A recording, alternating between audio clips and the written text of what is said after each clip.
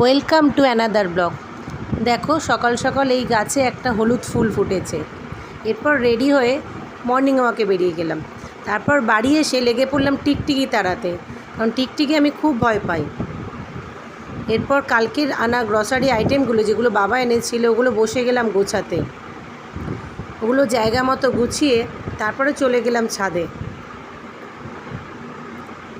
ছাদ থেকে এসে দেখলাম মার ব্রেকফাস্ট বানিয়ে রেখেছে, ঢ্যাঁড়স আলুর তরকারি, রুটি আর কালকের আনা মিষ্টি দিয়ে ব্রেকফাস্ট সারলাম। এরপর স্নান করে পুজো সেরে নিলাম। তারপর লাঞ্চে বসে গেলাম। লাঞ্চে ছিল আলু পটল চিংড়ি দিয়ে তরকারি, উচ্ছে কুমড়ো ভাজা আর মাছের ঝোল। এরপর বিকালে বেরিয়ে একটু কেনাকাটি করতে গেলাম। প্রথমে গেলাম এই ব্যাগের দোকানে, একটা ব্যাগ নিলাম। তারপর পরের দিনের ফুল কিনে চলে গেলাম একটা টেবিল কভার নিতে। এরপর আইসক্রিম খেয়ে বাড়ি চলে আসলাম। ভালো লাগলে লাইক শেয়ার সাবস্ক্রাইব করতে ভুলো না। Thanks for watching.